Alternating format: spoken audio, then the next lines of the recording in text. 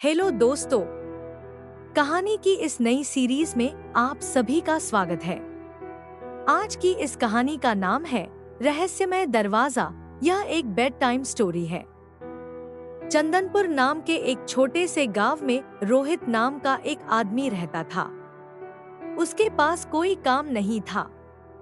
वह इतना गरीब था कि वह केवल 2 वक्त का खाना ही जुटा पाता था। रोहित, पता नहीं कब मुझे काम मिलेगा। रोहित की पत्नी, आप जानते हैं अब तो मंदिर में खाना भी मिलना बंद हो रहा है। हम कहाँ से खाएंगे? रोहित, क्या? यह तो बहुत ही बुरी बात है। ऐसा नहीं होना चाहिए। रोहित की पत्नी, हाँ, कल ही पुजारी जी कह रहे थे अब से खाना मंदिर में बिल्कुल नहीं मिलेगा। रोहित, तब तो हमें बड़ी तकलीफ हो जाएगी। रोहित के 2 बच्चे थे। वे दोनों मंदिर में ही खाना खाया करते थे। रोहित की पत्नी, बच्चे भी भूखे ही रहेंगे। रोहित कहता है, नहीं नहीं, मैं कुछ करता हूँ, जरूर करता हूँ। तुम रुको, तुम लोगों को मैं भूखा नहीं रहने दूंगा। कुछ दिनों बाद मंदिर में खाना पीना मिलना बंद हो जाता है। रोहित की पत्नी कहती है, सुनो जी, बच्चे खाने के लिए बहुत जिद कर रहे हैं। उन्हें बहुत तेज भूख लगी है। रोहित कहता है, भूख तो मुझे भी लगी है। रुको, मैं कुछ लेकर आता हूँ। रोहित आसपास कुछ काम ढूंढता है। काम ना मिलने पर रोहित बहुत दुखी हो जाता है। रोहित, खाने का इंतजाम कहाँ से करूँ? काम तो कुछ मिल नहीं रहा और मुफ्त में कोई खाना देगा नहीं। रोहित के सामने समोसे की एक दुकान थी। रोहित समोसे की दुकान के पास आता है। रोहित, भाई कुछ समोसे मिलेंगे क्या? भूख लगी है। दुकानदार, हाँ हाँ जरूर, पैसे दो और ले जाओ समोसे। रोहित, नहीं भाई, मेरे पास अभी पैसे नहीं है। समोसे दे दो, बाद में मैं पैसे दे दूंगा। दुकानदार कहता है, पैसे नहीं है, चलो निकलो यहाँ से। रोहित उदास होकर वहाँ से चला जाता है। वह वापस घर आता है तो देखता है उसकी पत्नी एक और बैठी है और दूसरी तरफ बच्चे रो रहे हैं। रोहित अपने कदम पीछे ले लेता है। रोहित, अब तो खाना लेकर आना ही पड़ेगा। वह समोसे की दुकान के पास वापस जाता है। दुकान के लोग आपस में बात कर रहे थे। तभी रोहित वहां से समोसे उठा लेता है और वहां से भाग जाता है। ऐसा करते हुए दुकानदार उसे देख लेता है और चिल्ला उठता है, चोर चोर। उनमें से एक आदमी रोहित के पीछे भागता है। भागते भागते रोहित एक पेड़ की पीछे छुप जाता है और दुकानदार आगे निकल जाता है। कुछ देर बाद रोहित घर पहुंचता है और अपनी पत्नी से कहता है, देखो सुंदरी, मैं क्या लेकर आया हूँ। सुंदरी, लेकिन तुम्हारे पास पैसे कहाँ से आए? रोहित, चलो पहले से खाते हैं, फिर बाद में बात करते हैं। सुंदरी बच्चों को एक एक समोसा देती है और खुद भी दोनों एक समोसा ले लेते हैं। रोहित की पत्नी कहती है, अच्छा अब बताओ, समोसे कहाँ से आए? रोहित झिझकता हुआ कहता है, भाग्यवान, मैंने पहले समोसे वाली दुकान से समोसा मांगा तो उसने मना कर दिया, फिर मुझे चोरी करनी पड़ी। रोहित की पत्नी कहती है, क्या चोरी? अरे, यह सब सही नहीं है। रोहित कहता है, तो क्या करूं? अपने बच्चों को भूखा मरता हुआ देखूं, काम भी मिलता नहीं। रोहित की पत्नी रोहित की बात सुनकर चुप हो जाती है। रोहित, तुम चिंता मत करो, मैं ज्यादा दिन तक ऐसा नहीं करूंगा। भूख की वजह से रोहित को हर बार चोरी करनी पड़ती है। वह अभी तक सभी से बचता आ रहा था। रोहित कहता है, हे भगवान, मुझे आगे भी इसी तरह बचाते रहना। एक दिन रोहित खाने का कुछ सामान चोरी करके भाग रहा था। तभी दुकान वाला उसे पकड़ लेता है। दुकानदार कहता है, अब तू नहीं बचेगा, अभी तुझे सरपंच जी के पास लेकर चलता हूँ। दुकानदार रोहित को सरपंच जी के पास लेकर जाता है। दोनों की बात सुनकर सरपंच जी कहते हैं, क्यों रोहित, तुमने ऐसा क्यों किया? रोहित कहता है, सरपंच जी, मुझे माफ कर दीजिए। मेरे पास कोई और रास्ता नहीं था। कोई काम मिल नहीं रहा है, पैसे की बहुत कमी है, खाने के लिए भी कुछ नहीं है, इसलिए चोरी करनी पड़ी। सरपंच, देखो रोहित, यह तुमने अच्छा नहीं किया। तभी कुछ और दुकानदार सामने आते हैं और कहते हैं, सरपंच जी, इसने तो हमारी दुकानों से भी चोरी की थी, वो भी कई बार, इसलिए इसे कड़ी से कड़ी सजा मिलनी चाहिए। सरपंच जी कहते हैं, अच्छा अच्छा, सभी लोग शांत हो जाइए। रोहित, तुम इस गांव में रहने लायक नहीं हो। आज के आज तुम अपने परिवार के साथ यह गांव छोड़कर हमेशा हमेशा के लिए चले जाओ। रोहित कहता है, मगर सरपंच जी, मैं कहाँ जाऊं? सरपंच जी कहते हैं, वो मैं नहीं जानता, तुम यह गांव छोड़कर चले जाओ बस। रोहित उदास होकर घर आता है और अपनी पत्नी को सारी बातें बताता है। रोहित की पत्नी कहती है, मगर हम जाएंगे कहाँ? रोहित कहता है, पता नहीं भाग्यवान, अब तो हमें इस गांव से जाना ही होगा। बच्चों को साथ ले लो और चलो यहाँ से। रोहित बच्चे और पत्नी के साथ गांव छोड़कर चला जाता है। सुंदरी, गांव से तो निकल गए, लेकिन रहने के लिए तो कोई जगह नहीं मिल रही। अब हम क्या करें? रोहित कहता है, यह तो मुझे भी समझ नहीं आ रहा। एक काम करते हैं, हम यहीं आस-पास रुकते हैं। सुबह होते ही हम गांव चले जाएंगे और छुपकर जंगल में रहेंगे। रोहित की पत्नी कहती है, अगर गांव वालों ने हमें पकड़ लिया तो क्या होगा? रोहित कहता है, ऐसा कुछ नहीं होगा, हम सभी छिपकर रहेंगे। रात होते ही रोहित अपनी पत्नी और बच्चों के साथ गांव वापस आ जाता है और जंगल में जाकर छुप जाता है। रोहित कहता है, सुनो सुंदरी, अब हम यहीं रहेंगे। रोहित की पत्नी कहती है, जी ठीक है। रोहित कुछ लकड़ियां लेकर आता है और घास फूस से मिलकर एक प्यारी सी झोपड़ी बना देता है। इस तरह वह अपने परिवार के साथ गांव में छुपकर रहने लगता है। पेड़ से फल तोड़कर खा लेता था और कुछ फल अपने परिवार के लिए भी तोड़ कर लाता था। जो कुछ सब्जियां मिल जाए उन्हें ही वो बनाकर खा लेते थे। जंगल में रहकर रोहित हमेशा यही सोचता, काश गांव वाले हमें माफ कर दें और हमें स्वीकार कर ले। रोहित कहता है, कितना अच्छा होता अगर गांव वाले इस बात को भूल जाते और हमें पहले की तरह स्वीकार कर लेते हैं। उसकी पत्नी कहती है, पता नहीं ऐसा कभी हो भी पाएगा या नहीं, मगर मुझे यहाँ रहने में काफी डर लग रहा है। अगर उन्हें पता चला तो अच्छा नहीं होगा। रोहित कहता है, जब तक सब कुछ सही चल रहा है चलने देते हैं, क्योंकि अभी हमारे पास कोई और उपाय नहीं है। अचानक गांव में शोर होता है कि एक शेर घुस आया है। यह बात रोहित को पता नहीं थी। कुछ गांव वाले जंगल में लकड़ियां काटने आते हैं। उनमें से एक लकड़ी काटने वाला कहता है, भाई कहीं मत जाना, पता नहीं कब शेर आ जाए। दूसरा कहता है, हाँ मैं यही खड़ा हूँ, तू लकड़ी काट। जब से गांव में शेर के आने की खबर आई है तब से सबकी हालत खराब हो गई है। यह सब रोहित सुन लेता है। वह दोनों आदमी लकड़ी काट कर चले जाते हैं।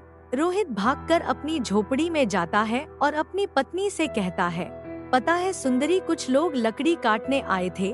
वह कह रहे थे गांव में शेर घुस आया है, अगर यहाँ आ गया तो हम क्या करेंगे? रोहित की पत्नी कहती है, फिर तो हमें भी सतर्क रहना चाहिए। रात के वक्त रोहित अपनी झोपड़ी की रखवाली करने लगता है। एक रात रोहित को अचानक पैरों की आवाज सुनाई देती है। वह अपनी पत्नी को जगाता हुआ कहता है, सुनो भाग्यवान, उठो और बच्चों को भी उठाओ, किसी के पैरों की आवाज आ रही है। रोहित की पत्नी उठती है और अपने बच्चों को भी उठाती है।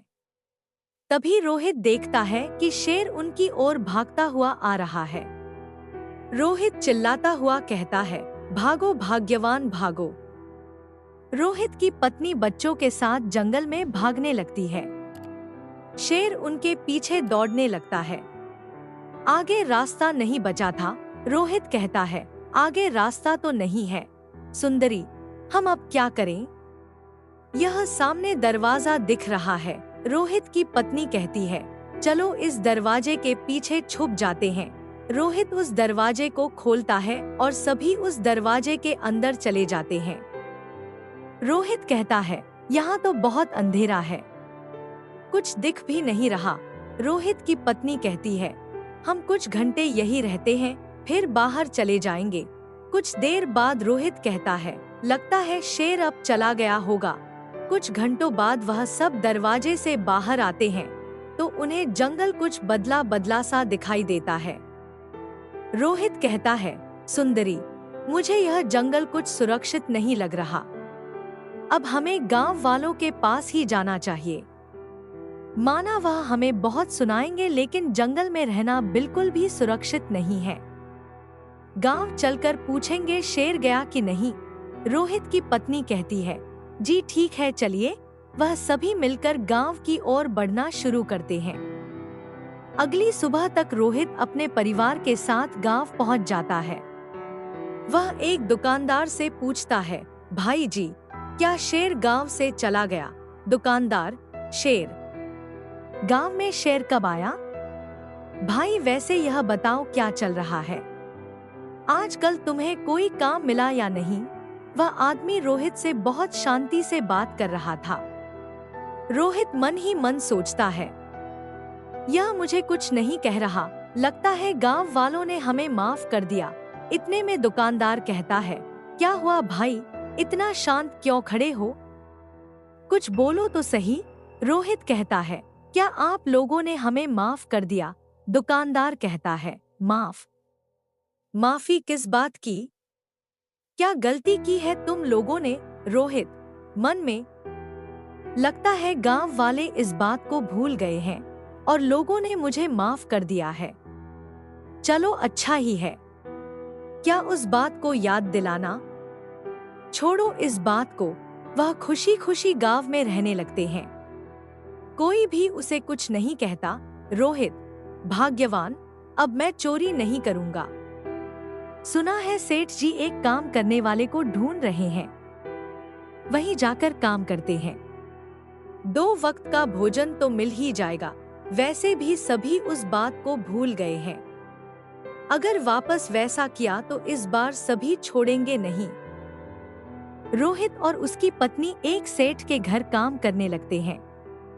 वहीं से उन्हें खाना मिलने लगता है और थोड़े पैसे भी वे खुशी खुशी जीवन व्यतीत करने लगते हैं। रोहित की पत्नी कहती है, सुनिए, सेठ जी ने कहा है जंगल से लकड़ियां काट कर लाना है। रोहित कहता है, ठीक है चलो। वह दोनों जंगल की ओर निकल जाते हैं। तभी बच्चे भी साथ जाने की जिद करने लगते हैं। सभी लोग जंगल की तरफ बढ़ने लगते हैं। तभी अचानक एक जंगली जानवर उनका पीछा करने लगता है। रोहित कहता है, सुंदरी जल्दी यहाँ से भागो। भागते भागते वह वापस उसी दरवाजे के पास आ जाते हैं। रोहित, चलो भाग्यवान, इसी के अंदर छुप जाते हैं। वह सब उस दरवाजे के अंदर दोबारा से चले जाते हैं और कुछ घंटों बाद उसमें से बाहर निकलते हैं। रोहित, चलो भाग्यवान, वापस गांव चलते हैं। जब वह गांव वापस आते हैं तो उन्हें देख लोग शोर मचाने लगते हैं। एक व्यक्ति कहता है, तुम लोग गांव में वापस कैसे आए? पता नहीं, सरपंच जी ने तुम्हें गांव से बाहर कर दिया था। रोहित कहता है, मगर आप लोगों ने तो हमें माफ कर दिया था। वह व्यक्ति कहता है, कब? हमने तुम्हें कब माफ कर दिया था? जल्दी से जल्दी इस गांव को छोड़कर चले जाओ, वरना सरपंच जी को बता दूंगा। उन्हें वापस गांव से बाहर कर दिया जाता है। रोहित कहता है, यह सब क्या चल रहा है? अभी तो सब कुछ ठीक चल रहा था, अचानक इन्हें क्या हो गया? भाई, रात के वक्त वापस वो सब गांव आ जाते हैं और उसी जंगल में बनी हुई झोपड़ी में रहने लगते हैं। रोहित कहता है, हमें फिर से यही रहना होगा। पता नहीं गांव वालों को क्या हो गया है। कभी वह हमें माफ कर देते हैं, कभी भगा देते हैं। तभी उन्हें ऋषि के मंत्र पढ़ने की आवाज सुनाई देती है। वह सब ऋषि के पास जाते हैं और वहां ऋषि को सारी बातें बताते हैं। ऋषि कहता है, अच्छा तो तुम लोग उस दरवाजे के अंदर गए थे। मैंने उस जादुई दरवाजे को अपनी शक्तियों से बनाया था। मुझे किसी चीज की परीक्षा करनी थी, इसलिए मैंने उसे बनाया था। मुझे नहीं पता था उसके अंदर कोई चला भी जाएगा। रोहित कहता है, बाबा हम कुछ नहीं समझ पाए। ऋषि कहता है, जैसा मन लेकर तुम उस दरवाजे के पीछे जाओगे, वह तुम्हारे लिए वैसे ही दुनिया बना देगा। बताओ जंगल में अक्सर तुम क्या सोचा करते थे? रोहित कहता है, हम लोग तो यही सोचा करते थे कि गांव वाले हमें माफ कर दे और हमें पहले की तरह रहने दे। ऋषि कहता है, अच्छा, तो उस जादुई दरवाजे ने तुम्हारे लिए वैसी ही दुनिया बना दी थी। जब तुम दोबारा उस दरवाजे के पीछे गए तो तुम वापस उस असल दुनिया में आ गए। रोहित कहता है, अच्छा तो ऐसी बात है। ऋषि कहता है, हाँ, और उस दुनिया से जो कुछ भी तुम लेकर आए हो वह सब जादुई होगा। रोहित कहता है, बाबा हम लोग तो लकड़ियां काटने आए थे, इसलिए हम वहाँ से कुल्हाड़ी लेकर आए थे। ऋषि कहता है, अच्छा फिर तो यह जादुई कुल्हाड़ी है। रोहित पूछता है, बाबा इस कुल्हाड़ी की जादुई शक्ति क्या है? ऋषि कहता है, यह जादुई कुल्हाड़ी लकड़ियों को जल्दी से जल्दी काट देगी, वह भी खुद से। तुम्हें इसमें बल लगाने की भी जरूरत नहीं पड़ेगी। यह सुनकर रोहित अपने परिवार के साथ वहां से चला जाता है। रोहित कहता है, सुनो भाग्यवान, अब क्या किया जाए? तभी गांव के कुछ लोग रोहित के परिवार को जंगल में देख लेते हैं और उन्हें लेकर गांव आते हैं। सभी लोग रोहित को खरी खोटी सुनाते हैं। सरपंच जी कहते हैं, यह तुमने अच्छा नहीं किया। जब मैंने तुम्हें गांव से निकाल ही दिया तो तुम वापस क्यों आए? तभी रोहित सोचता है कि क्यों ना इस जादुई कुल्हाड़ी का इस्तेमाल किया जाए। रोहित, कृपया शांत हो जाइए। आप लोग हमें इस गांव में रहने दीजिए और मुझे माफ कर दीजिए। मैं अपनी गलती एक क्यूब का 11 प्रायश्चित करना चाहता हूँ और इसके लिए मैं गांव के सभी लोगों के लिए मुफ्त में काम करने के लिए तैयार हूँ। सरपंच जी कहते हैं, कौन सा काम करोगे? रोहित, लकड़ी काटने का जो भी काम है वह मुझे दे दीजिए। मैं जल्दी से जल्दी आपके घर पहुंचा दूंगा, वो भी मुफ्त में। वो सभी रोहित की बात मान लेते हैं और लकड़ी काटने का काम उसे दे देते हैं।